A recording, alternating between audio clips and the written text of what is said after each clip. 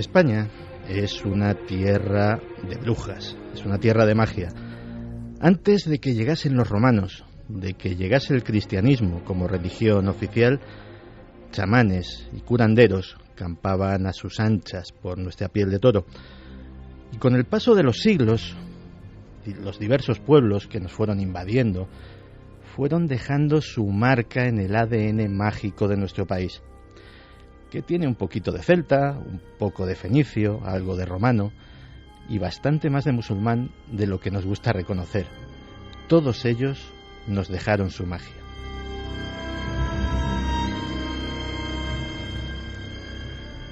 Después fuimos nosotros, los invasores, y los hombres que regresaban de lejanas tierras traían en sus mochilas supersticiones y rituales traídos de las selvas de Sudamérica, de los humedales de Filipinas, de los prados de Flandes o de las tórridas arenas de Argel.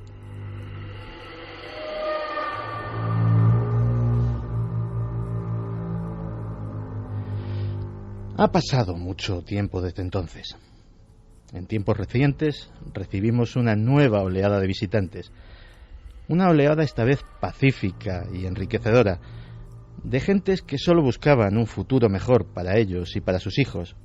Y, por supuesto, sus maletas también iban cargadas de creencias y ritos ancestrales.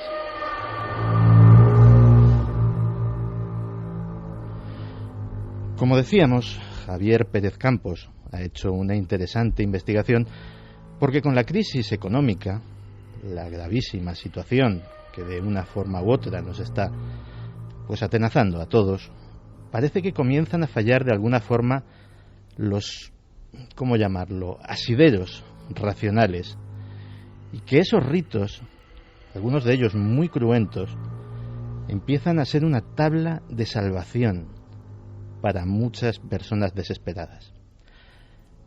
Pero antes de contar lo que está sucediendo aquí mismo, en nuestro país, en nuestras ciudades, Javier Pérez Campos nos va a contar un hecho estremecedor, el hecho estremecedor que nos ha hecho elegir este tema y que sucedió en tierras de Chile. Pues sí, Santi, la noticia ha saltado a los medios hace muy pocos días y de hecho es en realidad el fruto de una investigación de 4 largos meses de la policía de Chile. Hace 4 meses se producía la desaparición de un bebé recién nacido prácticamente, porque apenas se tenía siquiera constancia, no había sido registrado, no había constancia de él en ningún documento oficial, y todo esto tenía una razón de ser. La madre de ese pequeño era miembro de una secta que actuaba en el centro de Chile. En realidad era una microsecta, podríamos decir, porque eran 6 miembros los que formaban parte de ese grupúsculo.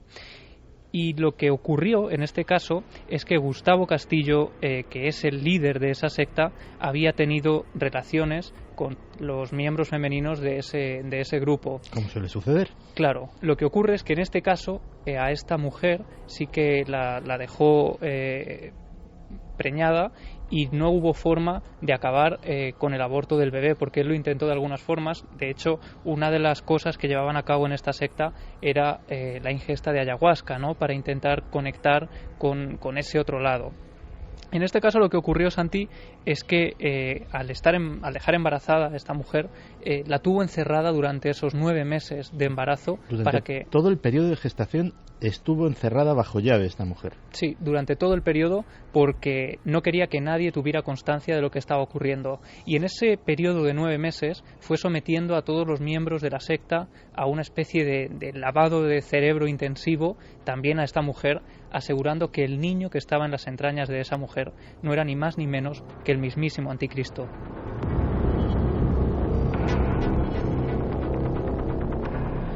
Una secta diminuta, 6 miembros, un líder todopoderoso, 5 personas que lo siguen y que su palabra es ley, una mujer embarazada. ¿Y qué sucedió después? Pues este hombre, que se hacía llamar entre los adeptos de la secta Antares de la Luz, decía que era poco menos que un dios, que un auténtico dios, aseguraba a todos los miembros, y así los convenció Santi durante todo ese periodo de tiempo, que ese niño era el demonio y que tenían que acabar con él, porque según sus propias palabras, cualquier niño engendrado por su propia persona tenía esa maldición, acarreaba esa maldición de ser el mismísimo demonio. Y precisamente por eso, cuando la mujer da a luz, ellos se reúnen, se agrupan durante la noche, hacen una enorme hoguera y echan en el fuego eterno a ese niño, a ese pequeño que no tenía culpa de nada y que había nacido solo hace 2 días. Me estás diciendo que al bebé recién nacido vivo lo echaron a una pira, lo quemaron vivo. Yo, cuando oí esto por primera vez de tus labios, me pareció increíble. Yo, de hecho, no conozco algo así en la literatura de sectas, en todo lo que se ha escrito sobre este tema. La única referencia que tengo de algo parecido son pues los totonacas, que eran pobladores de la zona de Veracruz en México en época precolombina, que sí sacrificaban ritualmente bebés, pero la verdad es que esto es insólito. Clara, ¿tú tienes algún conocimiento de este tipo de sacrificios rituales en época, digamos, reciente? Con tanta frialdad y tanta brutalidad, no. Lo que pasa es que hay que tener en cuenta, a lo mejor, que lo que se ha utilizado aquí como símbolo purificador ha sido el fuego, ¿no? El fuego es un símbolo universal que se encuentra en todas las culturas y cuya misión es la de purificar, al igual que el agua, pues, los alimentos o las cosas que se van a ofrendar. Claro, estamos hablando de un niño, de un bebé vivo. Entonces quizá ellos pensaron que la forma de purificar, de sacar ese, digamos, mal del bebé era arrojarlo al fuego. Bueno, y para que os hagáis una idea, de hecho, por desgracia, este tipo de rituales, este ritual en concreto, parece que obedece a otra serie de causas, no solo esta, que en realidad parece casi una excusa para deshacerse de un niño que este personaje no quería, ¿no? Pero por desgracia sí que hay otra serie de hechos en los que se les quita la vida a estos niños, sobre todo cuando son niños que nacen con deformaciones. Ha ocurrido, por ejemplo, en el norte de Ghana o en el sur de Senegal, se practican este tipo de rituales en los que es una especie de brujo el que, pues haciendo un ritual sobre estos niños recién nacidos prácticamente con esas malformaciones, son capaces, según ellos, de decir si están poseídos por esos espíritus malignos. Y una vez que se certifica por estos chamanes que esos niños efectivamente están poseídos, se les da un brebaje que practican, que solo saben cocinar ellos, estas especie de magos de África, y que se los ofrecen a esos niños cuando en realidad lo que es un veneno que acaba con su vida en cuestión de segundos, casi de minutos, ¿no?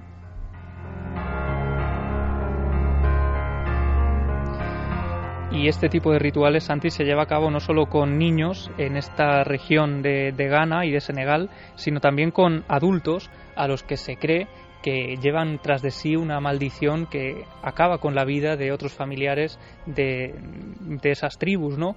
Y de alguna forma hemos tenido buenas noticias esta semana respecto a este tema, porque por fin las autoridades de Ghana han abolido este tipo de prácticas. Uh-huh. Pero volvamos a este caso tremendo de Chile. Me decías que es la policía la que pone, la que esclarece, la que consigue que conozcamos esta barbaridad. ¿Cómo es eso?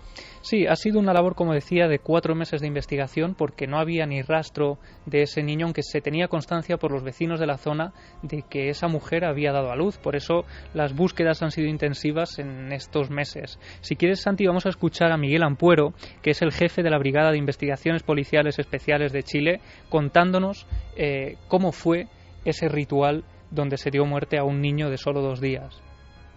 Esta guagua, al momento de nacer y a los 3 días, había sido llevada al sector de Coyihuay a un cerro donde había una excavación de 2 metros de profundidad por 1,20 y había una hoguera. Relato que entregan los propios participantes de este rito. En el lugar, la guagua sale desnuda, ponen una cinta en su boca para que no llore o no grite, la ponen sobre una tabla y después de dirigirse a los espíritus, arrojan esta guagua viva a una hoguera.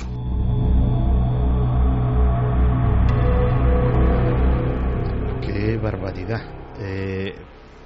Yo lo que me pregunto es, ¿qué lleva a una madre? ¿Qué es eso? Ahora mismo es el Día de la Madre, todos sabemos perfectamente lo que es una madre, qué sentimientos están ahí metidos, a por muy ciega que sea la obediencia que se tiene a ese ser abyecto, a ese líder de la secta, a consentir semejante sacrificio. Bueno, y no solo que lleva a consentirlo, sino a formar parte de ese ritual, porque ella acompañó a todo esta especie de rito antiguo y además afirmó a los medios de comunicación unas palabras que tengo aquí, cito textualmente: toda la comunidad sabía que mi hijo tenía que ser asesinado después de nacer y que había que obedecer a Antares de Luz, que es este líder de la secta, porque él era Dios y mi hijo el anticristo.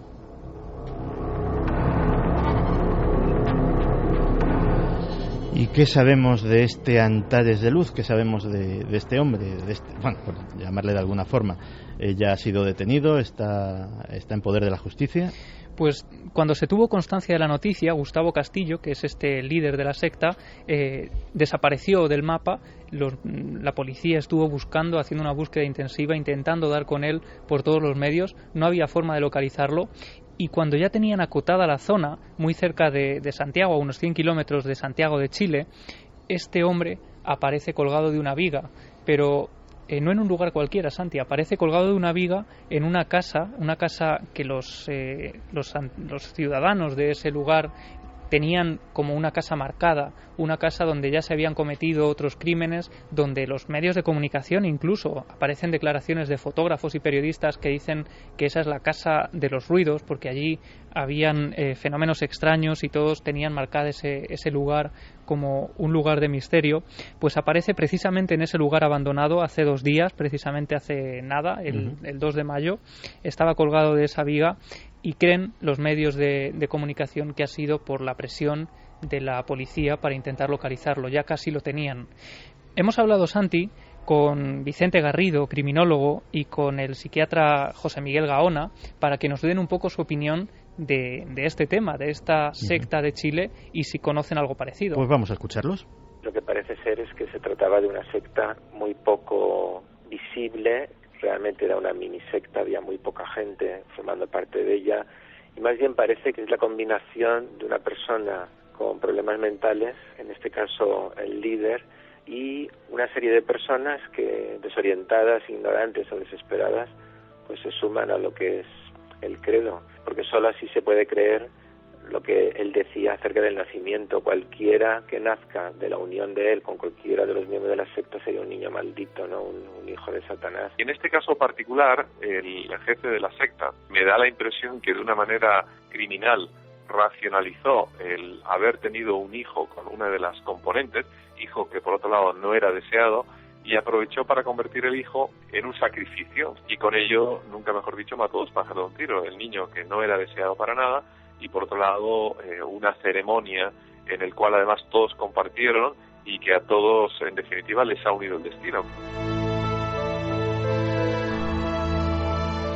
Clara, yo sé que tú has estudiado esto. ¿Qué lleva a una secta, a un grupo de personas a fanatizarse tanto como para cometer este tipo de actos, como para autoinmolarse, como ha sucedido en muchas ocasiones, o cometer atentados terroristas, como sucedió con el caso de Japón, o esto que acabamos de escuchar?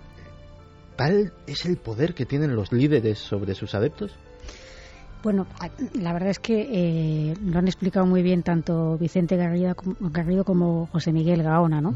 Evidentemente el líder sí que puede tener problemas mentales, puede ser una persona un psicópata, o puede ser una persona que de alguna forma tenga una desviación de un comportamiento normal, ¿no? ¿Qué pasa? Que estamos hablando efectivamente de una mini secta, es decir, de un grupo muy pequeño que es más fácil de controlar que un grupo grande, ¿no? Entonces estamos viendo que ha habido muchos casos de mini sectas, de mini grupúsculos que solo mantienen contacto entre ellos, es decir, no tienen otras fuentes de información. Exactamente. Del entorno. Una de las formas es aislarles de la información general, de su familia, de sus amigos, de medios de comunicación. Entonces se les va introduciendo, digamos, en una doctrina propia, adecuada para el caso, según sea el líder, y este es un poco el que les va ejerciendo esa labor de un poco de lavado de cerebro, al que al no tener otras fuentes externas en las que poder contrastar esa información, se suman una serie de factores que pueden ser falta de cultura, como han comentado, desesperación, o incluso personas que necesitan creer en algo porque su vida está, digamos, perdida o está en una fase de desorientación total.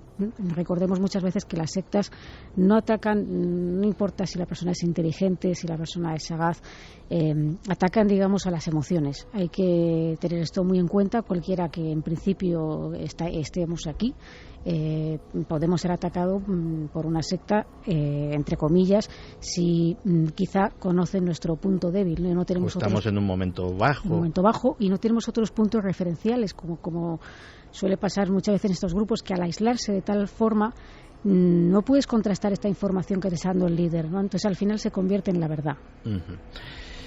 Y en todos estos rituales, o en muchos de estos rituales, un elemento absolutamente omnipresente: la sangre. Yo creo que los sacrificios de sangre, eso sí, y eso sí que tiene que ver con lo que comentaba al iniciar el programa, ha sido omnipresente a lo largo de la historia.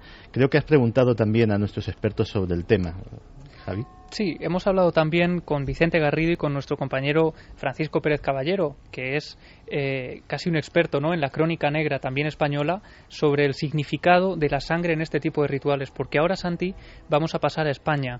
Esto ha ocurrido en Chile y desde luego es terrible. En España no se ha dado nada parecido, aunque sí se están empezando a dar rituales exógenos, podríamos decir, que a los que no estamos habituados, que los medios de comunicación no habían escuchado nunca y que sin embargo ahora se están habituando a ellos porque están empezando a proliferar en la península ibérica. Pero vamos a escuchar primero a los expertos para que nos cuenten un poco sobre el sentido de la sangre en estos rituales. La sangre ha sido desde siempre un elemento que forma parte de muchos rituales y de muchas ideologías, incluso religiones. Tú piensas que en el cristianismo la sangre de Cristo, ¿verdad?, es el fundamento de la comunión, y cualquier actividad que de algún modo quiera ser influyente, impactante o generar una serie de efectos, por lo menos en la psique de otra persona, gana muchas más posibilidades de conseguirlo si utiliza precisamente la sangre, ¿no? La sangre es vital porque todos la identificamos con la fuerza, con la energía, y lógicamente el ver sangre, el que la sangre participe, el consumir sangre, el utilizar ungüentos que nos podemos echar sobre la piel y que contienen sangre de animales, en otros tiempos incluso se ha hablado de sangre humana.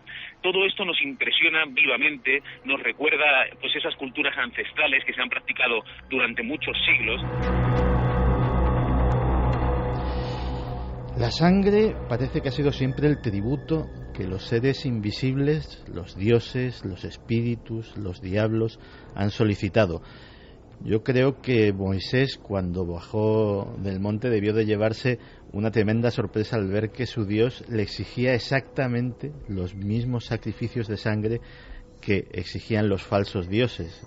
Le detallaba con específico detenimiento cómo había que descuartizar, quemar, etcétera, etcétera, las diferentes piezas de los sacrificios, bien fueran corderos, bueyes, etcétera, etcétera.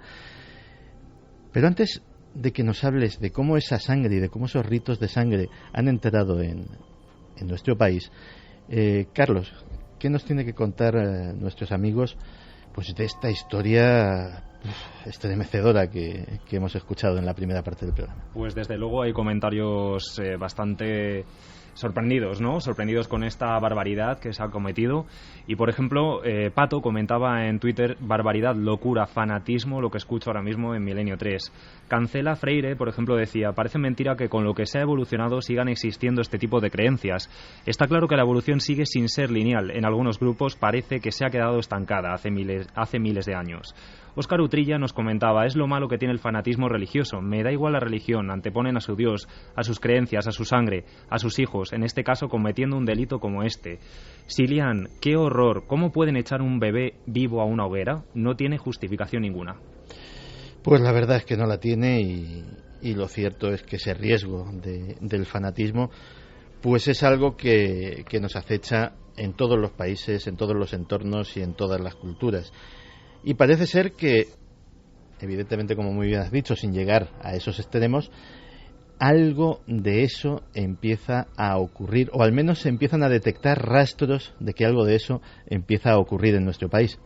Sí, desde hace unos meses especialmente, hace menos de un año de hecho, los principales medios de nuestro país empiezan a hablar y a mostrar fotografías de gallinas decapitadas, osamentas en pequeños altares, velas y extraños rituales que, como decía antes, los medios de comunicación y los periodistas locales, que son los que se hacen eco de estas noticias, no tenían constancia hasta hace estos meses. Uno de los casos más tremendos, Santi, es el de una santera que apareció, cuya red se desmanteló en realidad el 9 de abril de este año en Tenerife, porque ella durante varias noches se agrupaba con varias personas que creían que esta mujer tenía la capacidad de, hacer cumplir prácticamente los deseos de estas personas, ¿no? Llevaban a cabo rituales para obtener dinero, rituales de amor o rituales para conseguir trabajo, que de hecho son los que más se están llevando a cabo ahora en tiempos de crisis, y precisamente esta es una de las razones por las que los expertos aseguran que estos rituales tan extraños y tan desconocidos para nosotros están aumentando ahora por la crisis y ese momento en que muchas personas se encomiendan a cualquier cosa con tal de conseguir dinero, con tal de conseguir trabajo. En este caso, esta santera también fue un trabajo arduo de la Benemérita. Estuvieron durante varios meses trabajando casi infiltrados en ese grupo para poder corroborar que todas las sospechas que tenían eran auténticas, y así llegaron a ver cómo esta mujer, por ejemplo, cobraba 700 euros a las personas que acudían. 700 euros. Aquí ya estamos hablando de algo muy diferente. Ya no solo entra en juego esa creencia ritual en magia antigua, por ejemplo, sino la perspicacia de algunas personas para vender este tipo de cosas, ¿no? 700 euros a personas que, como muy bien dices, están buscando un trabajo, están probablemente en una situación precaria, y cuando les ha fallado todo, les han fallado las instituciones, les ha fallado sus recursos propios, deciden a la desesperada recurrir a la magia. Y entonces está esta señora, que suponemos que es una estafadora, y le saca 700 euros, ¿para qué? Pues ella decía que esos 700 euros no eran para ella, que ella en realidad no cobraba nada por estos rituales, sino para la obtención de materiales, entre comillas, para llevar a cabo esos rituales. Entre esos materiales se encontraban incluso en ocasiones grandes piezas de ganado que llegaban a sacrificar en esos rituales en los que ellos entonaban cánticos, circulaba el alcohol en grandes medidas, porque decía ella que era una forma de canalizar y de contactar con ese otro mundo. Y cuando de repente consiguen entrar en casa de esta mujer para descubrir y ver qué es lo que está ocurriendo, la Guardia Civil se encuentra un escenario tremendo, ¿no? Porque en una de las habitaciones, una de las pequeñas habitaciones de esta mujer, encuentran un pequeño altar del que cuelgan pieles de serpiente, pieles de animales, y no solo eso, también osamentas humanas.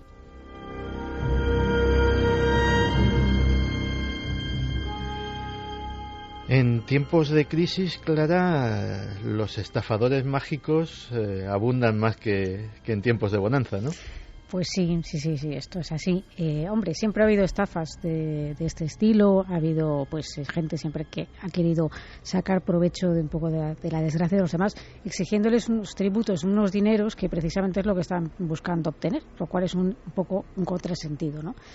Pero es muy posible que ahora con la crisis todavía haya más de este tipo de rituales que, por otra parte, vienen apareciendo desde hace años. Yo he asistido a varios lugares donde han aparecido desde ofrendas con puros, con gallinas, etcétera, muertos y tal. Lo de los huesos humanos es posible que se hayan desenterrado para cumplir algún cometido. Entra dentro de, no estamos hablando de satanismo ni nada de esto, sino de cultos, digamos, que vienen sincretizándose. Son cultos muy propios, por ejemplo, de Cuba, de Brasil, como la santería, el candomblé, el catimbó. Son religiones que se han sincretizado, y más aún cuando parece ser que llegaron muchos inmigrantes aquí a España, cosa que ahora está haciendo al revés, están marchando, ¿no? Pero en esa gran oleada es cuando empezaron a detectarse, y es muy posible que ahora con la crisis la gente en situaciones desesperadas, cuando no encuentre respuestas de otro tipo, decida acudir a rituales que en principio yo desaconsejo, claro. Y es que aquí somos absolutamente partidarios de la libertad religiosa de cada uno. Puede ser practicante de la religión que le apetezca, del vudú, del candomblé, de la santería, pero siempre y cuando eso no choque con el Código Penal, no implique una estafa o no implique una profanación de cadáveres, porque sabemos de dónde salieron los huesos que tenía esta señora en sus altares.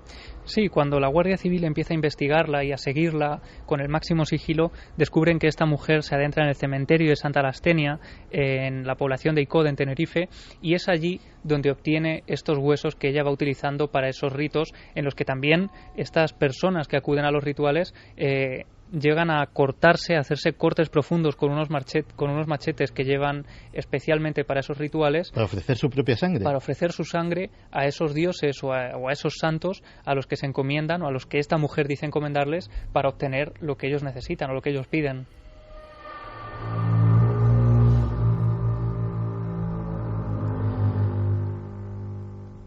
Pero bueno, me estás hablando de Icod de los Vinos, que es además un pueblo que conozco muy bien y que es encantador, pero a lo mejor la gente está pensando, bueno, a lo mejor en los pueblos, pues ese tipo de cosas. En grandes capitales, Madrid, Valencia, etcétera, etcétera, ¿se ha detectado ese tipo de presencias inquietantes? Pues sí, y muy cerca de nosotros, muy cerca de donde estamos nosotros ahora mismo, y quizá mañana aparezcan este tipo de cosas, o el lunes, porque de hecho las autoridades, la Policía Nacional, dice que los lunes es la fecha en la que suelen aparecer este tipo de sacrificios de animales en mitad de las calles, porque son los domingos especialmente los días dedicados a este tipo de rituales. En Madrid, por ejemplo, Santi, hace muy poco, hace unos meses también, teníamos la noticia de, por ejemplo, una gran lengua de vaca cosida con alfileres de vudú, decían los expertos, que había aparecido colgada de un árbol en un parque cerca de la Catedral de la Almudena, en un parquecillo muy pequeño. Había sido Almudena Montero, una mujer, una vecina que paseaba a su perro muy temprano por la mañana, la que se había encontrado con esta cosa tan extraña. Una lengua de vaca clavada a un árbol con alfileres. Clavada a un árbol y con varios alfileres puestos en el interior de la lengua, en una forma un tanto extraña. Como digo, ella, Almudena, automáticamente llama a las autoridades, hace fotografías de esa lengua y la lleva a varios expertos para ver qué sentido puede tener eso allí puesto. Y le dicen efectivamente que puede tratarse de un ritual de vudú por esos alfileres que lleva sobre la lengua. Pues... Pero mira que el tema del vudú yo lo he investigado. Eso en concreto de la lengua de vaca a mí no me suena. ¿Tú tienes noticia de algo parecido, Clara? No. Lo que se me ocurre un poco pues es que se haya deformado, ¿no? Es decir, que cuando todo, pues los cultos, digamos que sí, se producen en su madre tierra, por así decirlo, tienen un sentido, y cuando se trasladan a otro lugar se sincretizan y se mezclan con películas, cosas que se han visto, y la gente pues hace este tipo de cosas que también, por ejemplo, aparecen mucho en el Retiro. Y en Madrid siguen pasando cosas, ¿verdad? Sí, efectivamente, como dice Clara, en el Parque del Retiro es una de las zonas clave donde cada lunes prácticamente los equipos de limpieza se encuentran cosas similares. Gallinas decapitadas, por ejemplo, la zona de Madrid Río o la zona de la Casa de Campo, efectivamente suelen ser parques, porque son sitios que se consideran casi donde hay más facilidad, ¿no?, de llegar a esa deidad a la que se trata de contentar con esa serie de ofrendas. Otro de los casos, imagínate la imagen que se llevó Luis Victorero, otro vecino de Madrid, que paseando por la avenida Pablo Iglesias, en un parque cercano al número 18, encuentra de repente un cesto de mimbre y en el interior una gallina con las patas atadas y completamente decapitada.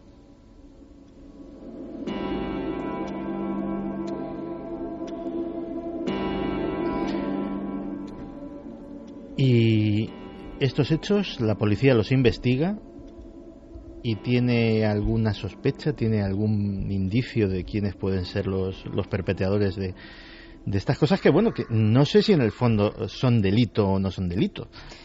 El único delito, Santi, que se puede aplicar a este tipo de hechos es por el artículo 337 del Código Penal, que castiga efectivamente con pena de 3 meses a 1 año de prisión el delito del maltrato animal. No hay ningún otro delito que se incumpla con este tipo de ofrendas. Pero la policía efectivamente hacía declaraciones a algunos medios de comunicación a raíz de este tipo de hallazgos y aseguraba que estos ritos vienen siendo cada vez más habituales debido a la crisis y que ellos casi podrían trazar una línea paralela a esa evolución, ¿no?, tan tremenda de la crisis económica y también de valores que estamos viviendo, y esas creencias que van cada vez ganando más adeptos precisamente por eso, ¿no?, porque la gente se encuentra perdida y necesita cualquier tipo de apoyo, se encomienda a cualquier cosa.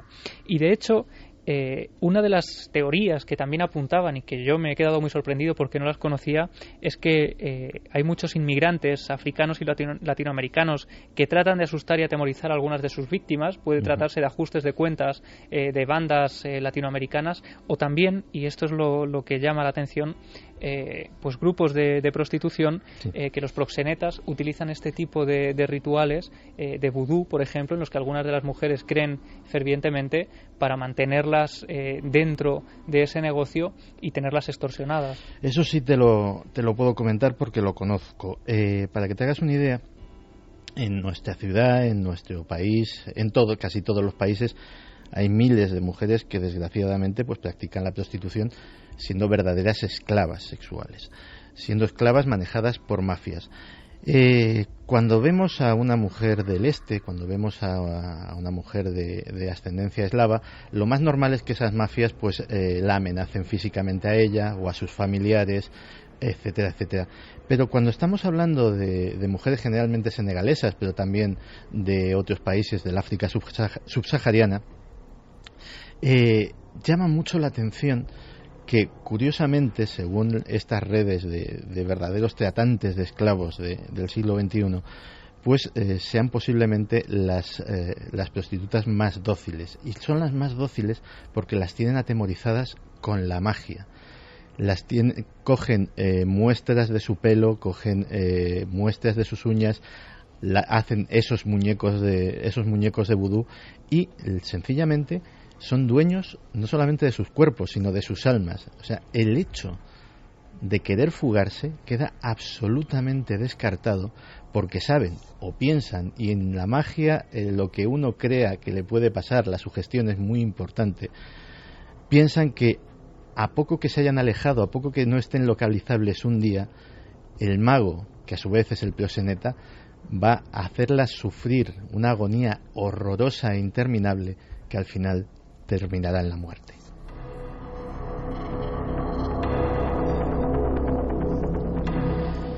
Y esos grupos supongo que también los persiguen las fuerzas del orden con especial ahínco, esos proxenetas brujos de vudú, ¿no? Sí, y de hecho, si seguimos esa tremenda estela macabra, ¿no?, de hechos parecidos, en el mapa de España llegamos a Málaga. En Málaga, hace también solo un par de semanas, caía una red que empleaba este tipo de ritos de vudú para obligar a mujeres a prostituirse. Ocurría con mujeres que venían desde Nigeria, eran captadas por esta organización y desde allí, en Nigeria, las obligaban a jurar fidelidad a este tipo de organizaciones, comiéndose el corazón crudo de una gallina y diciendo que de esta forma pues entraban a formar parte de esos rituales de brujería en que se comprometían a no huir, a no escaparse de las garras de esos brujos, ¿no?, que, como tú decías, tenían ya el control de sus propias almas, como ellas creían. Y esto nos puede parecer algo exógeno, pero como decimos, se está dando aquí. Son gente que viene de Nigeria, ha ocurrido en Málaga, y en esa red había 4 españoles, 14 nigerianos, pero también 4 españoles. Pues caramba, llama mucho la atención de todas formas, Clara, que en pleno siglo XXI la magia se pueda seguir utilizando para esclavizar a seres humanos sin utilizar esposas, sin utilizar cadenas, sin utilizar la coacción física, simplemente con ese rito y decir, bueno, tú verás lo que haces, pero si te escapas, pues las consecuencias pueden ser terribles. Llama la atención, desde luego, pero no es menos cierto que, como ha explicado Javier, se mantiene un compromiso, se crea como un círculo de compromiso, que es muy importante el factor de la creencia. Es decir, aquí estamos hablando de personas que funciona porque creen en ello, y claro, como creen en ello no se atreven a salir de ese círculo vicioso en el que han entrado. Son, a lo mejor nos parecería que alguien te diga, te cojo un mechón de pelo y tal, pues a nosotros no nos afectaría en nuestra cultura, pero allí es tan fuerte esa creencia que es normal, es decir, es normal que eso suceda, con lo cual es efectivamente esclavizar el alma, ¿no? Pues ya llegar al extremo máximo de lo que puede ser tener a una persona atrapada.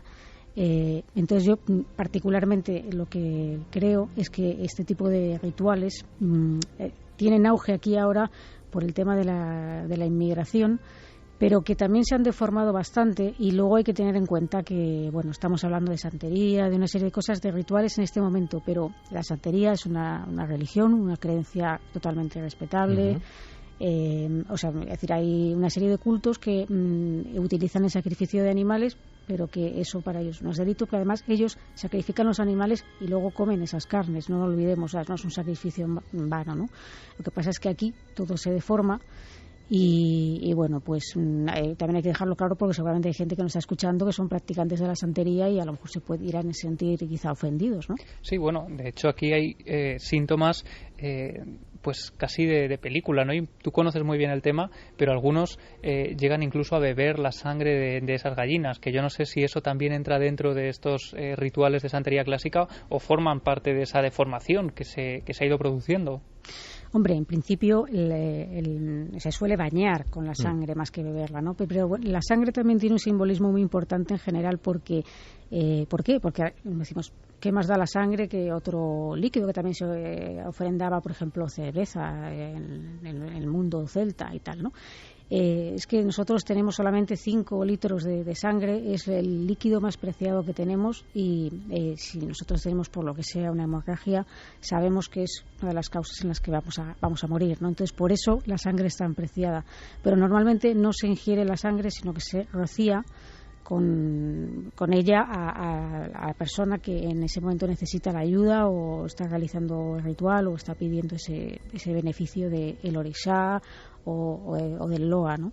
Sí, pero como muy bien dices, efectivamente, pues rituales que son muy antiguos, que son religiones en algunos países incluso oficiales. Totalmente. Pues posiblemente a miles de kilómetros de su centro de origen, en otras circunstancias, en otra sociedad, pues sí puede pervertirse. Con otras mentes. Efectivamente, puede pervertirse el rito y convertirse en una cosa que no es. Nos vamos a Valencia. Sí, vamos a Valencia, pero antes, si quieres, Santi, vamos a escuchar a algunos de nuestros expertos a los que hemos consultado sobre si efectivamente, como decía la Policía Nacional, la crisis puede haber fomentado la aparición de este tipo de rituales, ¿no? Hemos hablado con Javier Martínez, que es periodista de sucesos de las provincias de Valencia, con Vicente Garrido, con José Miguel Gaona y también con Francisco Pérez Caballero, para que nos aclaren algunas dudas a este respecto. La crisis siempre ha sido algo de cultivo para la proliferación de estos grupos. Las épocas de confusión siempre generan la necesidad de encontrar una guía, encontrar un lugar donde poder enjugar parte de toda esta desesperación y confusión. Evidentemente sí que han aumentado, porque muchas personas, bajo el esquema de crisis que estamos viviendo, pretenden que acudiendo a ciertos elementos sobrenaturales van a recibir algún tipo de ayuda, etérea, ¿no? De alguna entidad, por así decirlo. Vivimos en un momento en el que la gente no sabe muy bien en lo que creer, y en tiempos de crisis es natural que busquemos remedios, y esos remedios muchas veces están en manos de personas que no nos convienen y que muchas veces juegan con nuestro dinero, con nuestra salud, y es normal que estemos viendo a nuestro alrededor cada vez más noticias que tocan este tipo de religiones que no conocemos muy bien y que cada cierto tiempo pues protagonizan las páginas de sucesos.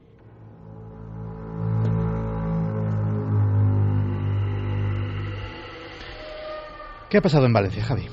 Pues como decías, hace 2 meses, aparecía un titular en las provincias, un artículo firmado por Javier Martínez, con quien hemos hablado al respecto, que decía un ritual satánico con gallinas decapitadas. En este caso había algo que incitaba a creer que ya no se trataba de simple santería, aunque por supuesto la teoría se mantenía ahí también por la policía. Se encontraron también en una mañana de un lunes 3 gallinas decapitadas, una paloma muerta y un pequeño cuenco de barro con sangre coagulada. Lo que ocurre en este caso, quien da la voz de alarma es una mujer que a las 9 de la mañana está llevando a sus hijos a un colegio. El colegio está muy cerca del lugar donde se encuentra todo esto, y tal es el revuelo que se arma que todos los niños se arremolinan en ese sitio, muchos con teléfonos móviles empiezan a fotografiar eso que tanto extraña a la gente, y se arma tal revuelo porque los padres, imagínate la indignación al decir que cómo sus hijos pueden estar viendo algo tan tremendo, ¿no? Automáticamente llega allí la policía, recogen las muestras y descubren, hacen fotografías de todo lo que encuentran allí, y empiezan a investigar. Si quieres, vamos a escuchar a Javier Martínez contándonos un poco cómo se produce este hallazgo. Una mujer que estaba paseando por es un parque que hay cerca de la Fuente de San Luis, encuentra 3 gallinas decapitadas, una paloma muerta y un pequeño cuenco de barro con sangre cuajada. Todo parece indicar que eran los restos de un ritual. Y había 2 hipótesis, una de que se trate de un rito africano, y la otra, la que ha cobrado más fuerza, es que fuera un ritual satánico, porque las cabezas de las gallinas aparecieron envueltas en un papel donde pintaron algunos símbolos satánicos.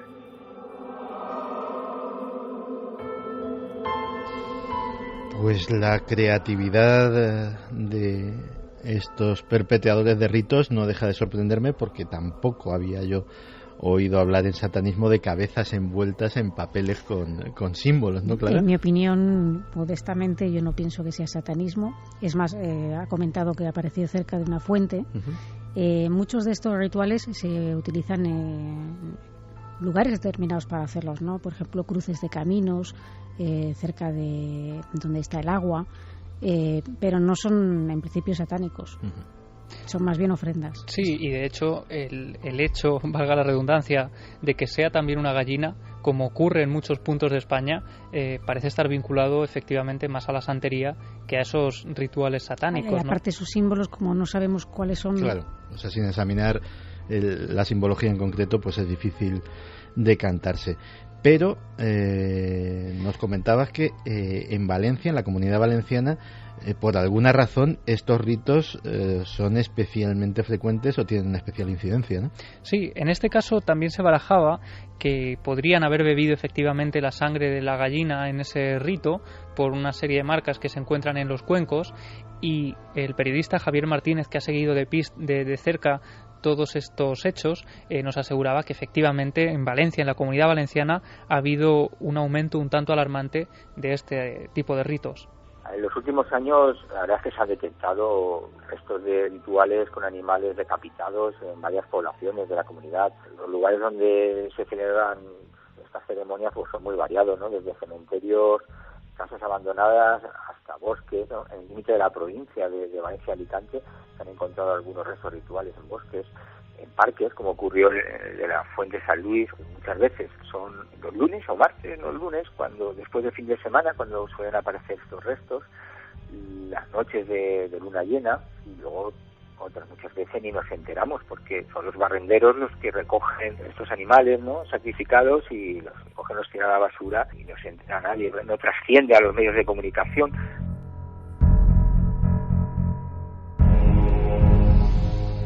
Claro, la Comunidad Valenciana siempre ha tenido una extraña fama, los que llevamos años dedicándonos a esto lo sabemos, de ser muy propensa a todo este tipo de creencias mágicas. ¿Hay alguna razón para ello? Pues no lo sé exactamente, pero sí es verdad que en la Comunidad Valenciana ha habido multitud de casos bastante extraños de todo tipo. Que sí que es verdad que se habla de que existiría un hipotético triángulo, ¿no?, que formaría junto con Palma de Mallorca y con Turín. Pero realmente no sé si esto deja de ser parte de la leyenda negra, O quizá el clima mediterráneo favorezca que, es decir, si tú sales a la calle a hacer a lo mejor te da un poco de pereza si hay 2 grados bajo cero. Puede influir.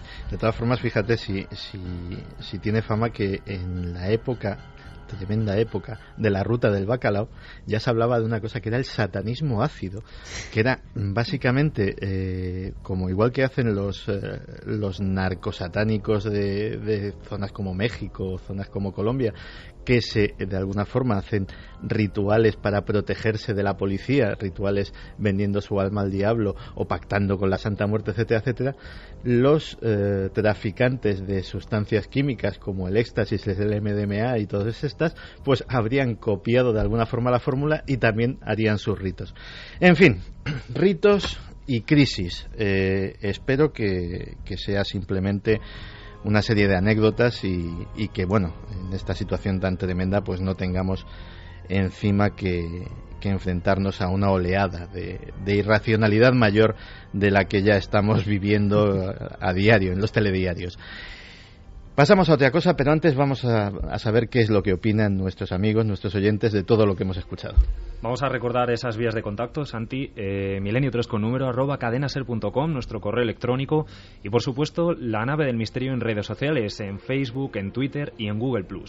Pues mira, por ejemplo, Pedro Cabrera nos escribió un correo electrónico haciendo referencia a ese ritual de la lengua de vaca y nos decía que para él cree que es un ritual de santería o palo mayombe, para evitar que cierta persona hable de algo, puede que en un juicio, para que no preste declaración. Luis González nos decía que en Barcelona cuelgan pollos muertos aleatoriamente. ¿Es posible? Pregunta si hay posibilidad de que sea un rito sectario. Pues colgar pollos muertos aleatoriamente, o puede ser simplemente una tontería, como hay tantas, como los que colgaban zapatillas de los cables de teléfono. Vaya usted a saber. Bueno, lo interesante sería también observar el escenario en el que aparecen este tipo de ofrendas, porque como nos decía Javier, en los lugares donde el agua fluye, por ejemplo el Manzanares es uno de los sitios donde aparecen con mayor frecuencia. En Valencia ocurre a orillas del río Turia, pues no estaría mal saber si ocurre en parques o en lugares donde hay esas corrientes de agua que todas las culturas han asociado como lugares de contacto, ¿no?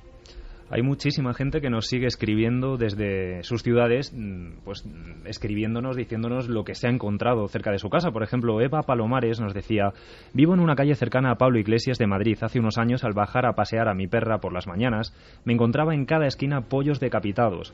Aquello me horrorizó y duró cierto tiempo. Aurora Techera dice: buenas noches, acá en Uruguay eso de las gallinas muertas y cabezas de cabras es muy común, se encuentran todos los días en casi todas partes del país, se dejan en papeles rojos con velas, frutas y, por ejemplo, Zulema también nos decía que en Denia hay varios santeros o curanderos y nunca cobran, el que realmente tiene algún poder lo respeta y el que cobra estafa. Como ves, tenemos opiniones variadas también acerca de la santería.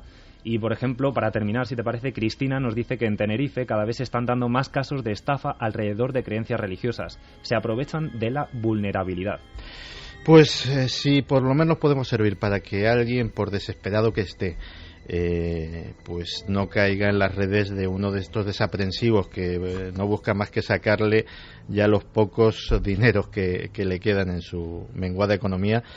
Pues algo habremos hecho esta noche. Seguimos con temas más amables. La sonda Cassini de la NASA ha captado un huracán gigante en Saturno de un color granate. El ojo de la tormenta mide 2.000 kilómetros de ancho, 20 veces más grande que uno medio en la Tierra, y se encuentra además dentro del misterioso hexágono del planeta. En el borde exterior de la tormenta, los vientos llegan a soplar a 150 metros por segundo, 4 veces más rápido que los vientos huracanados en la Tierra, y la tormenta se mantiene estática, ya que, según el investigador Kunio Sayanagi de la Universidad de Hampton, el huracán no tiene sitio a donde ir y por eso se ha quedado atascado en el polo. Los científicos creen que este enorme ciclón se ha ido fraguando desde hace años y creen que, estudiándolo en profundidad, podrán llegar a conocer mejor los huracanes de la Tierra.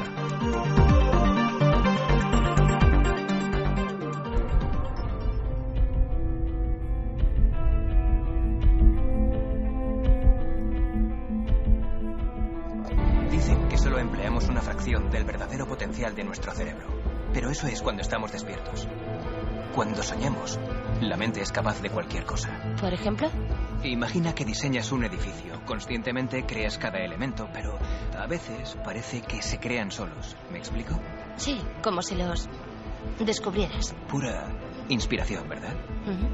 Bien, en un sueño, la mente hace eso continuamente. Creamos y percibimos nuestro mundo simultáneamente. Nuestra mente lo hace tan bien que ni sabemos lo que está pasando. Eso nos permite entrar justo en mitad de ese proceso. ¿Cómo? Ocupándonos de la parte creativa, y para eso te necesito. Tú creas el mundo del sueño.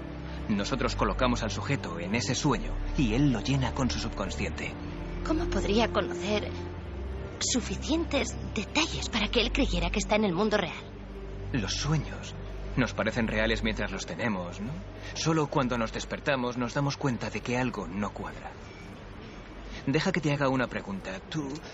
Tú nunca recuerdas el principio de un sueño, ¿verdad? Siempre te ves de repente ahí en medio. Supongo, sí. ¿Y cómo hemos terminado aquí? Acabamos de venir de... Piénsalo, Ariadne. ¿Cómo has terminado aquí? ¿Dónde estás ahora? ¿Estamos soñando? Estás en medio del taller, en realidad, durmiendo. Es tu primera clase de sueños compartidos. Tranquila.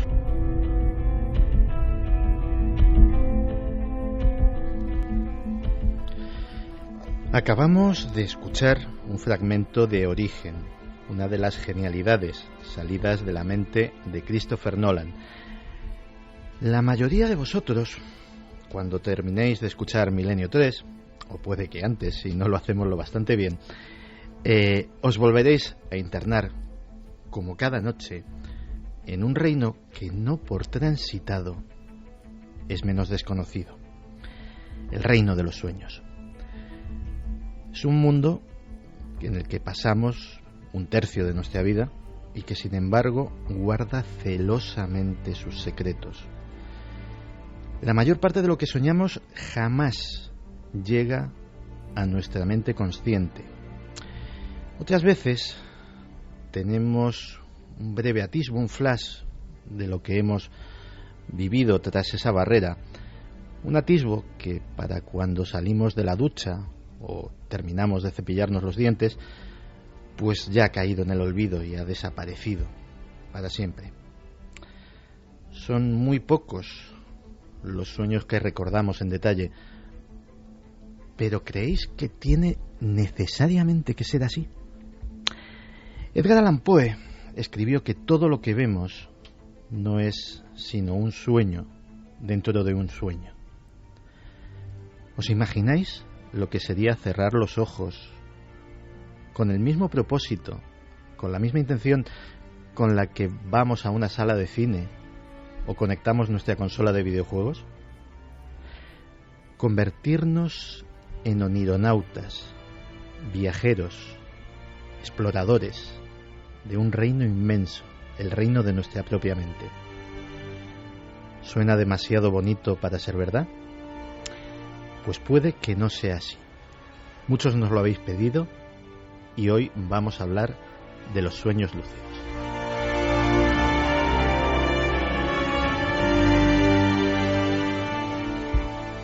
Y Clara, ¿qué es un sueño lúcido? Pues yo creo que lo has explicado muy bien, y en la introducción, con ese fragmento de Origen, también queda muy claro, ¿no? Un sueño lúcido es tener la capacidad de, cuando estamos soñando, ser conscientes plenamente de que lo estamos haciendo y, por tanto, despertar, digamos, dentro del sueño. Es un poco un contrasentido lo que estoy diciendo, pero es así. Y poder manejar ese sueño a nuestro antojo.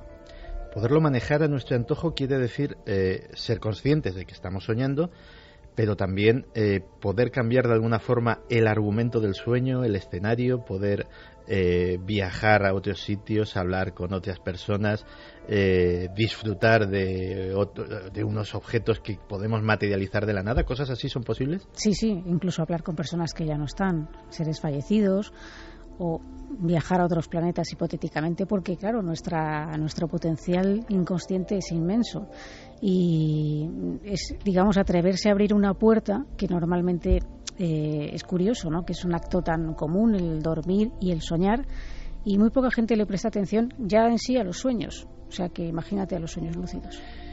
Y esto hay gente que le pasa, digámoslo así, espontáneamente o con entrenamiento, con técnicas, con sabiduría que está en los libros se puede llegar a aprender. Podemos llegar a convertirnos en lo que decía antes, en exploradores de los sueños. En aeronautas, efectivamente. Pues se dan de las dos maneras, es decir, algunos son espontáneos, es decir, hay una estadística incluso que me he traído que es bastante abrumadora, ¿no? Un 70% se calcula más o menos de las personas alguna vez ha tenido algún sueño lúcido espontáneo, es decir, sin haber hecho nada previo para que esto sucediera, ¿no?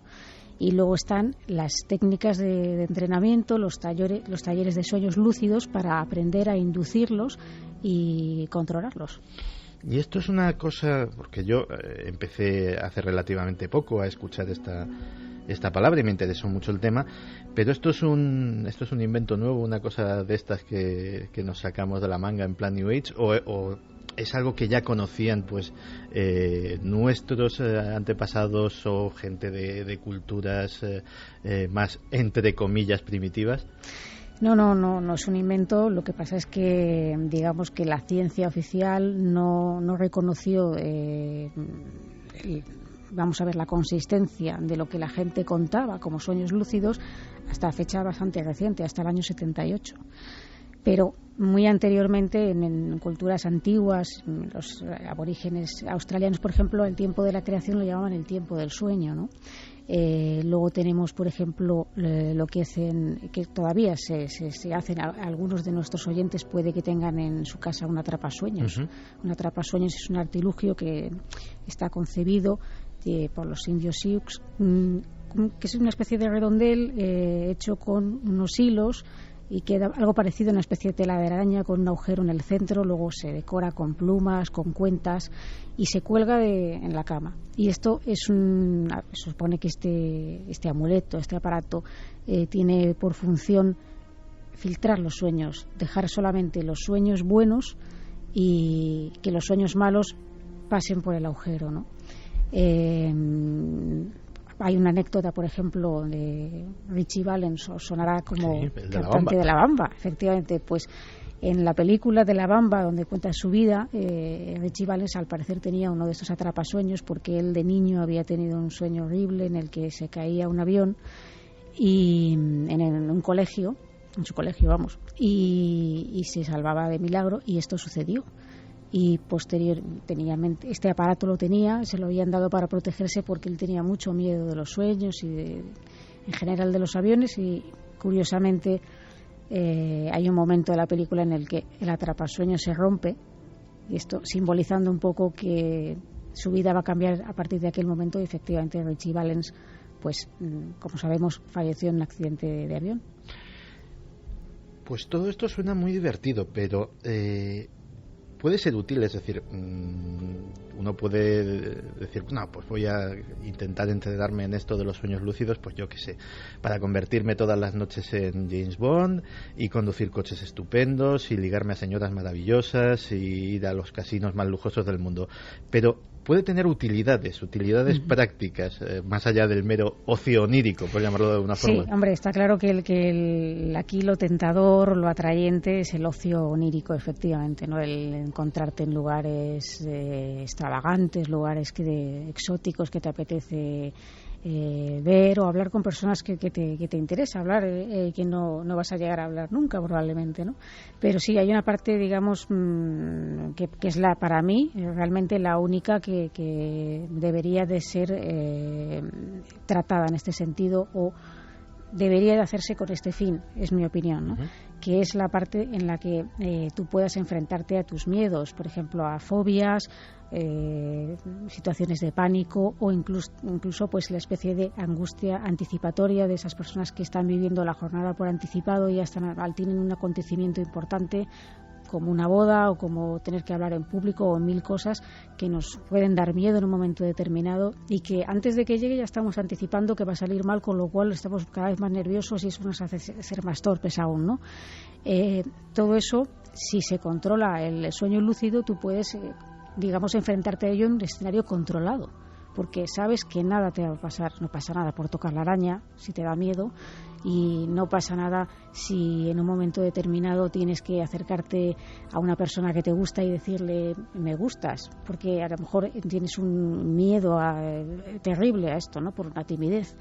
Entonces, en este sentido me parece que los sueños lúcidos son bastante útiles, porque te preparan, digamos, para vivir una situación que luego en la vida real, si tienes que hacerla, te va a resultar más fácil, ¿no? Es como aquello de practicando, digamos, se va un poco el miedo, pues algo así.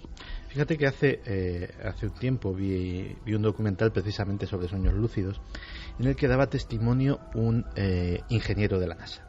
Este ingeniero de la NASA estaba encargado de diseñar un proyecto para el establecimiento de una base lunar permanente, y le tenía obsesionado, pero no daba con el asunto. Y oyó hablar de esto de los sueños lúcidos, y durante semanas estuvo entrenándose. ¿Para qué? Porque él pensaba que en los sueños podría encontrar la solución. Él tenía todos los datos, todas las estadísticas, todas las tablas, toda la tecnología disponible, pero no sabía cómo juntar el puzzle. Y entonces, cuando se sintió preparado, tuvo el sueño. Y soñó con la Luna, y soñó con su base, y sobre todo soñó con cómo la iba a construir. Y soñó con robots. Soñó con unos robots tripulados desde la Tierra que iban a ir ensamblando sobre la superficie lunar, robots movidos por orugas, nada humanos, pero sí muy prácticos para esa tarea, y que iban a ensamblar esa base lunar. Cuando presentó su proyecto en la NASA, todo el mundo dijo que era lo más creativo, lo más interesante y sobre todo lo más viable que se había hecho nunca sobre el tema de la base lunar.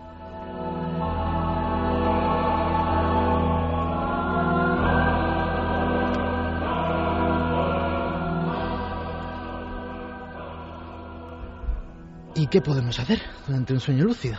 Aparte de todo lo que hemos dicho.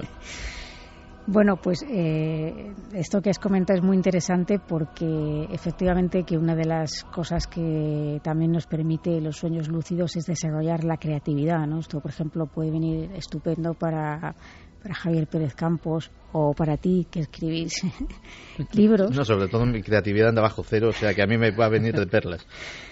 Y para artistas en general. De hecho, por ejemplo, hay algunas técnicas muy antiguas que practicaban los monjes, que le llaman la técnica de la llave, que eso, ojo, también vale para la gente que no recuerda sus sueños, porque aquí, claro, lo principal para poder trabajar con los sueños lúcidos es acordarse de ellos. Claro.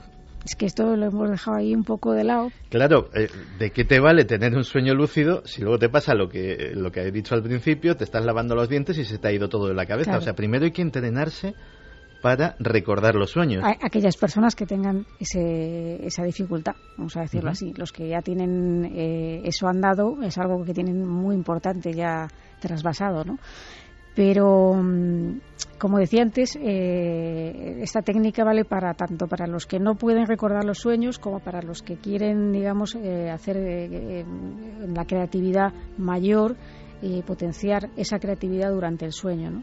Que es una técnica que además ahora hay una exposición de Dalí magnífica, donde podemos ver muchas de sus obras, ¿no? Dalí pintaba sus sueños, que es lo que decía él. Claro, es que él se cree que utilizó esta técnica de la llave, la técnica de los monjes, ¿no? Que utilizaban una llave muy pesada, y también eso es un poco, luego podemos decir una técnica más moderna, parecida, pero la antigua era esta, ¿no? Tenían la llave muy pesada en la mano, y entonces iban quedando dormidos, hasta que, claro, llega un momento en que cuando te quedas dormido se produce una relajación muscular, la llave cae al suelo y te despiertas, ¿no?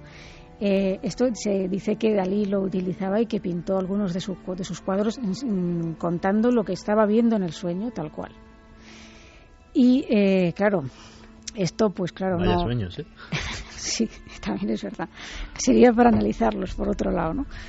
Pero bueno, hay otra técnica más moderna, que es poner el despertador de madrugada, es decir, calculando un tiempo en el que ya estamos dormidos, a ver si pillamos alguna fase REM, que es donde se producen mayoritariamente los sueños. No es la única fase donde se producen, que siempre se dice que solamente en la fase REM soñamos, no es verdad, pero son donde más se producen. Entonces es intentar pillar ese periodo y si lo pillamos y nos despertamos nos acordaremos. Claro, ¿qué pasa? Que efectivamente, si te vas a lavar los dientes o te metes en la ducha, ya lo hemos fastidiado.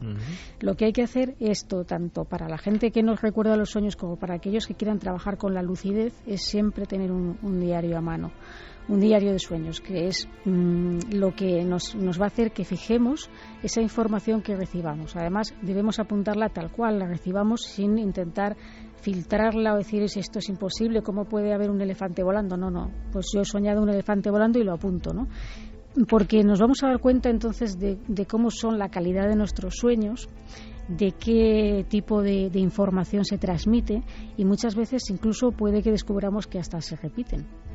Esto en el caso de que queramos recordar los sueños, pero luego dentro de las técnicas que hay para conseguir la lucidez, también se utiliza esta técnica, ¿no? Es decir, la de despertarse, digamos, intentando pillar un periodo REM y hacer un periodo de descanso sin dormir de 20 minutos en los que realizaremos esto. A mí me parece sinceramente muy complicado, salvo que estemos en fin de semana, y es dedicarse a hacer tareas que activen nuestro hemisferio, digamos, más lógico, ¿no? Como solitarios, cálculos matemáticos, en fin, algo que yo desde luego no me pondría a hacer para activar esa parte, ¿no? Esa parte, digamos, fuerte de nuestro hemisferio, y cuando llegamos a pasados los 20 minutos podemos hacer una pequeña relajación, aunque normalmente no hará falta porque ya estamos relajados, y volver a intentar incorporarse al sueño que teníamos,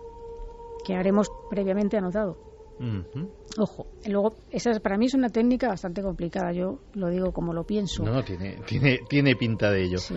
¿Qué piensan nuestros amigos de la posibilidad de convertirnos en dueños de nuestros sueños? Pues están llegando bastantes comentarios y preguntas para Clara. Por ejemplo, OW nos decía: he visto en varios foros de internet de gente que trata de vivirlos hasta el punto de provocarse parálisis del sueño, una constante que siempre nos hacen llegar también nuestros oyentes. Charlie, por ejemplo, nos decía: hablando de sueños en Milenio 3, y justamente hoy tuve uno de mis sueños más raros, donde estaba en medio de la guerra. Musol también nos decía: control del sueño y consciencia de este. ¿Podéis matizarlo, por favor?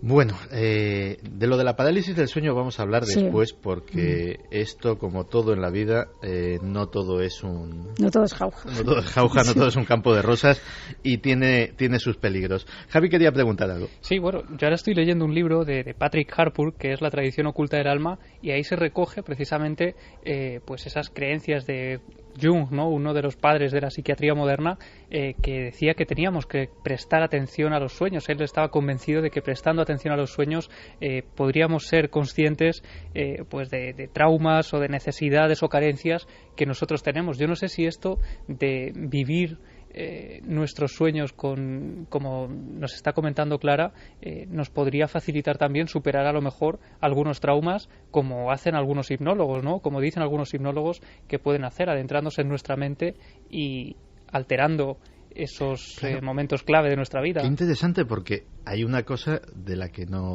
una posibilidad que no hemos tratado. ¿Sería posible revivir el pasado en esos sueños lúcidos? Sí, también.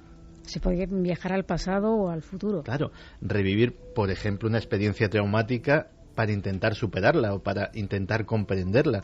Claro. Habría que ser muy valiente, supongo, también para eso. Habría que ser muy valiente y muy constante, y desde luego, pues en este caso yo concreto sí que recomendaría acudir a un taller de sueños lúcidos, es decir, no hacerlo así a la ligera porque a uno se le ocurre un día, ¿no? Porque además primero hay un entrenamiento, mira, este ingeniero de la NASA estuvo preparándose, ¿no? Pero sí que se puede revivir ese episodio, es decir, pues alguien que tuvo, yo que sé, por ejemplo, un accidente y ahora tiene miedo a los coches, a conducir.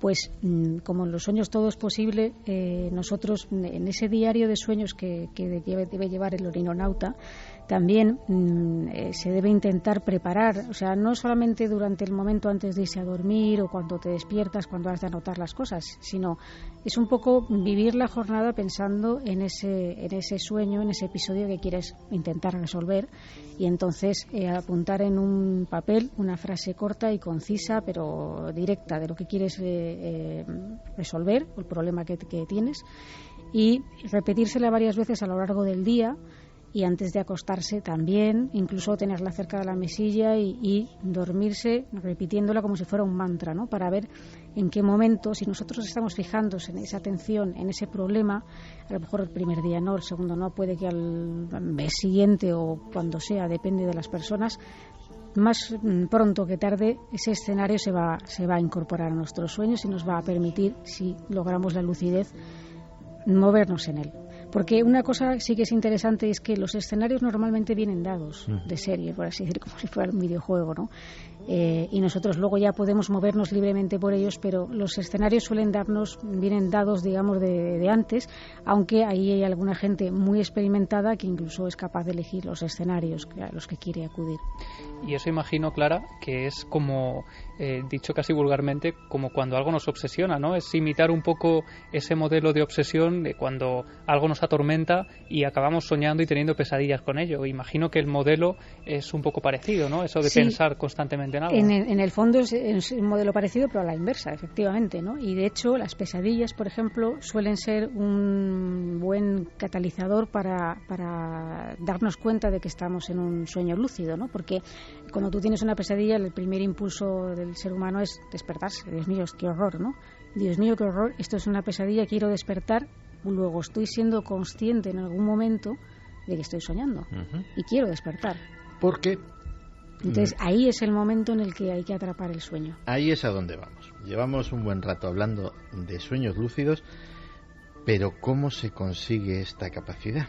Es decir, esto luego explicaremos que no está exento de riesgos, así que, como se suele decir, niños, no lo hagáis en casa. Pero lo explicamos porque es nuestro deber de explicarlo y porque pues hay mucha gente interesada que con esta información pues puede acudir a un taller de sueños o puede intentar poco a poco.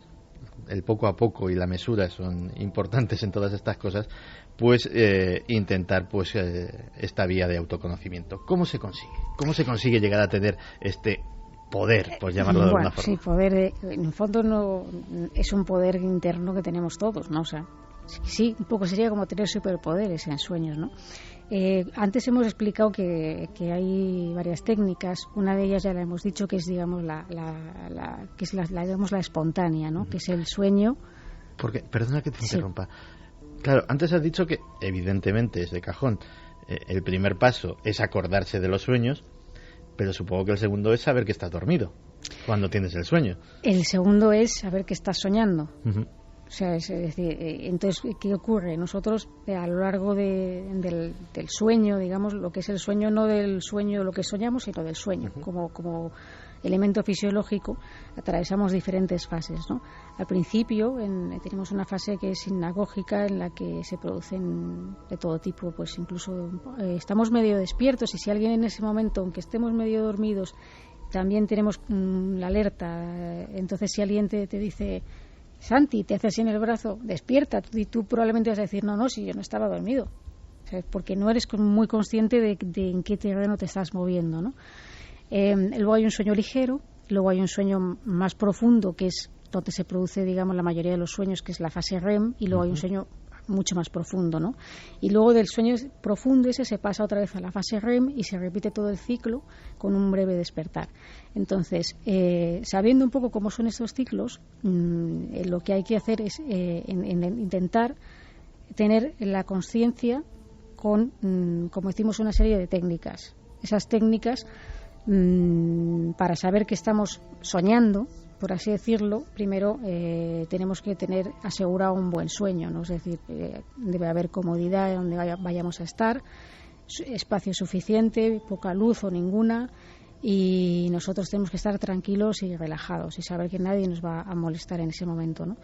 Luego hay unos preparativos previos, por ejemplo, no consumir cafeína, té, chocolate, alcohol, excitantes, tampoco tabaco, y bueno, pues fármacos. Nadie vamos a decir que deje de tomar los fármacos que toma. Hombre, pues No, pero sí que es verdad que algunos fármacos producen insomnio y otros te introducen en un sueño tan profundo que hay ni conciencia ni nada, ¿no? Entonces, bueno, digamos que es como un viajero, el oninonauta es un viajero que se prepara para un viaje espacial, por así decirlo. Entonces tiene que tener una serie de parámetros que le ayuden a conseguir ese buen sueño, ¿no?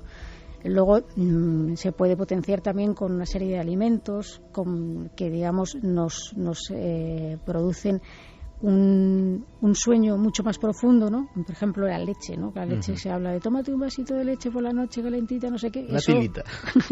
O una tila, una manzanilla, alguna infusión relajante también ayudan a entrar en ese buen sueño. Y una vez que estamos así, digamos, ya más relajados, podemos realizar algún tipo de meditación. Hay muchos tipos de meditaciones, algunas son más complicadas, otras más sencillas. Cada persona puede escoger la suya propia. De lo que se trata es de relajar el cuerpo totalmente, estando boca arriba, y intentar conservar esa idea de que nosotros queremos ser conscientes de que estamos soñando.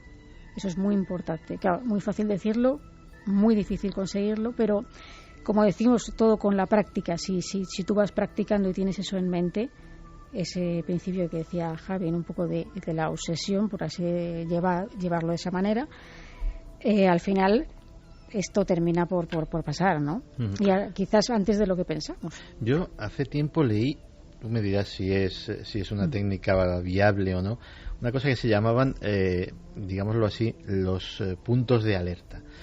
Y era que en tu vida, en tu vigilia, en tu vida despierta, pues cada vez que veías algo que te hiciera dudar mínimamente de la realidad, hacer, digámoslo así, una actividad de control. Y te recomendaban algo que supieras que no puedes hacer en sueños.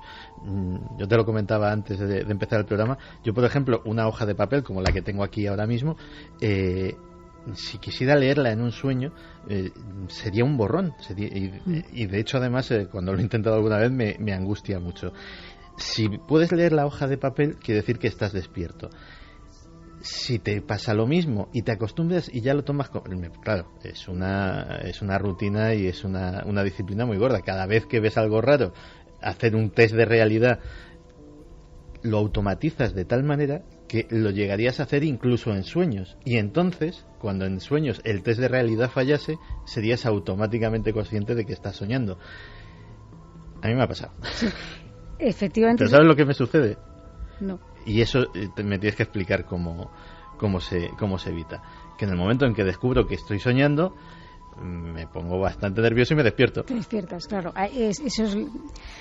Lo has explicado muy bien. En realidad es tener unos puntos de referencia, unos puntos de control para reconocer que estamos soñando, ¿no? ¿Cómo dices? Bueno, pues claro, hay muchas cosas que en los sueños no nos cuadran, sobre todo cuando nos despertamos y pensamos en el sueño, ¿no? Pero incluso en el sueño, si te empiezas a fijar, los contornos de los objetos están medio borrosos, los carteles no son claros, no son nítidos, por eso no puedes leer a lo mejor bien. Las personas, algo que no nos cuadre en la escena, cómo actúa una persona que a lo mejor no actuaría en la vida real, o algo que no debiera de estar donde está. Ese tipo de pequeñeces son las que nos pueden dar la alerta de que estamos soñando. Y entonces, en el momento en que estamos soñando es cuando se produce esa lucidez. ¿Qué pasa? ¿Cuál es el reto ahora? El reto ahora, pues decimos que es un proceso muy largo de un viaje del oninonauta que se tiene que preparar muy bien, ¿no? El reto es conseguir fijar esa lucidez, porque o bien te despiertas o bien puedes caer en un sueño normal, digamos, ser abducido por otro sueño y ya perder totalmente la conciencia, ¿no? Entonces, todo eso es con frases de apoyo en el mismo sueño. Cuando eres consciente, intentar repetirte: estoy soñando, soy consciente, estoy dentro de un sueño lúcido y voy a controlarlo de la manera que yo quiera, ¿no? Es decir, repitiendo eso incluso antes de irse a dormir. Pero en el propio sueño, si es posible, antes de que te despiertes, ¿no? Es decir, voy a hacer esta actividad, soy consciente de ello y la voy a manejar. Pues una tarea, el premio es grande, pero la tarea también parece que es ardua. De todas formas, estamos en el siglo XXI y parece que prácticamente lo que no queremos o no llegamos a tener la entereza para hacer con esfuerzo lo intentamos suplir con máquinas. ¿Hay máquinas que nos ayuden al sueño lúcido? Sí, hay incluso aplicaciones de teléfono móvil. Así, tal cual, de los teléfonos estos que tenemos todos. Sí, hay una aplicación que se llama Dream On, que la pueden buscar nuestros oyentes. Dream On. Sí. Vale. Y que está ideada por el psicólogo nada más y nada menos que Richard Wiseman. ¿Richard Wiseman? Sí. Este que se ha metido a estudiar fraudes parapsicológicos, etcétera, fantasmas y etcétera. Y ahora se ha metido en estas cosas de los sueños lúcidos. Sí. Hay que decir que la aplicación es gratuita en principio y tiene con unos sueños de serie. Pero luego hay otra serie de sueños que son, digamos, de pago, ¿no? Para tú descargarte pues un viaje a Hawái, a lo mejor, ¿no? Esto es muy raro, o sea, hay sueños de serie y luego ya, como los videojuegos, te bajas escenarios opcionales. Un viaje a la selva, yo qué sé, ¿no? En fin. Ajá. Entonces, la aplicación, claro, tienes que tener el teléfono móvil conectado a la red para que no te quedes sin batería. Y conectas la aplicación y dejas el teléfono bajo la almohada en un sitio que el teléfono va a detectar, digamos, teóricamente funciona así, ¿no?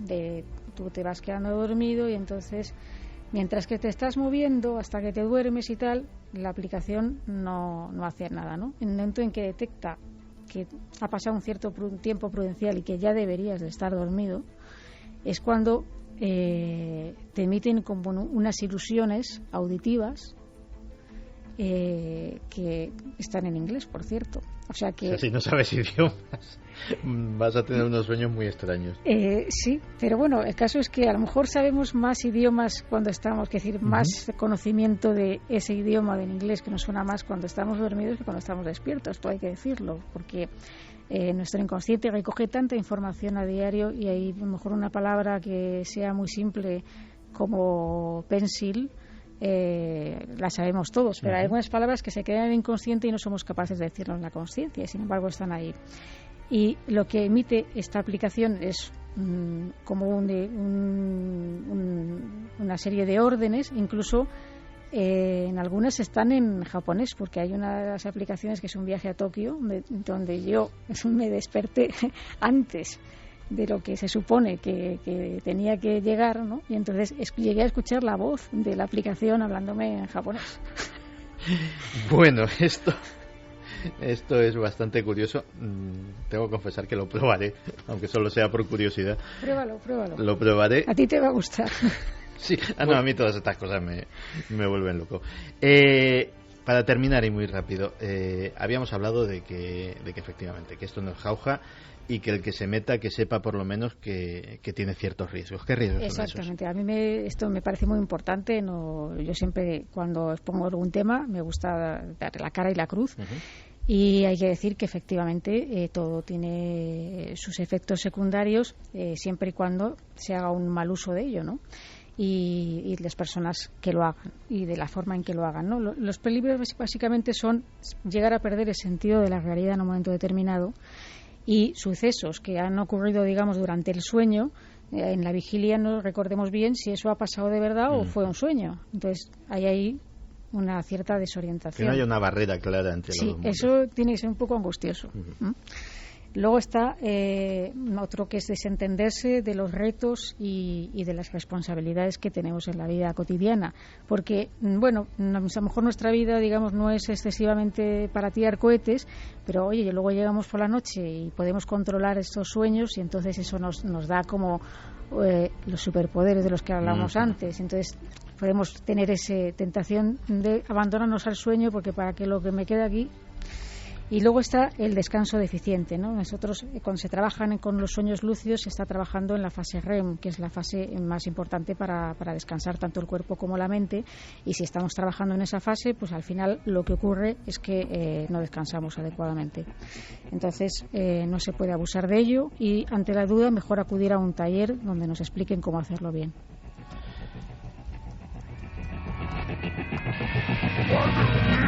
Bueno, pues ya lo sabemos, es un mundo apasionante, cuesta trabajo, bueno, a lo mejor cuesta bajarse una aplicación del teléfono móvil, quién sabe, y desde luego tiene sus riesgos.